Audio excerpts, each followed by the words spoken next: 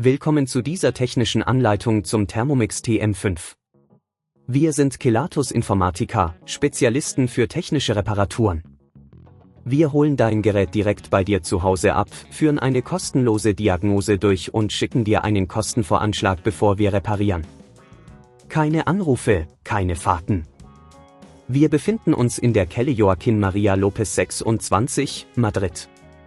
Bequem, transparent und professionell. Link in der Beschreibung.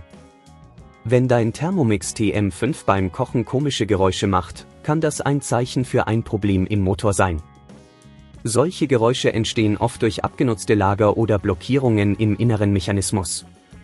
Wenn du das Problem nicht rechtzeitig behebst, kann es zu schwerwiegenden Schäden kommen, die eine kostspielige Reparatur nach sich ziehen. Für diese Reparatur benötigst du einige Werkzeuge, einen Kreuzschlitzschraubendreher, einen Flachschraubendreher, eine Zange und eventuell einen neuen Motor, wenn der alte irreparabel ist. Zuerst musst du den Thermomix vorsichtig öffnen. Trenne das Gerät vom Stromnetz und entferne die Schrauben an der Unterseite des Geräts. Achte darauf, die Schrauben an einem sicheren Ort zu lagern, damit sie nicht verloren gehen. Nachdem du die Unterseite entfernt hast, kannst du den Motor sehen. Um das fehlerhafte Bauteil zu lokalisieren, höre genau hin und achte auf ungewöhnliche Geräusche. Wenn du den Motor entdeckt hast, kannst du die Kabel vorsichtig abziehen. Achte darauf, die Kabel nicht zu beschädigen, während du sie abziehst. Nun kannst du die Schrauben lösen, die den Motor an seinem Platz halten.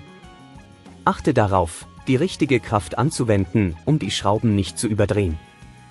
Wenn dir das an dieser Stelle zu kompliziert wird, denk daran, dass wir bei Kelatos dein Gerät zu Hause abholen und es dir repariert zurückschicken.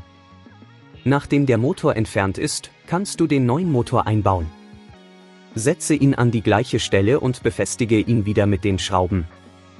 Schließe die Kabel wieder richtig an und achte darauf, dass sie fest sitzen. Schließlich setzt du die Unterseite des Geräts wieder auf und schraubst sie fest. Überprüfe, ob alles richtig sitzt und teste das Gerät, bevor du es wieder benutzt. Um zu verhindern, dass das Problem erneut auftritt, achte darauf, deinen Thermomix regelmäßig zu reinigen und zu warten. Vermeide es, das Gerät bei Überlastung zu betreiben, da dies den Motor belasten kann. Wenn du kein Risiko eingehen willst, bei Kelatos holen wir dein Gerät ab, reparieren es und liefern es dir nach Hause, deutschlandweit.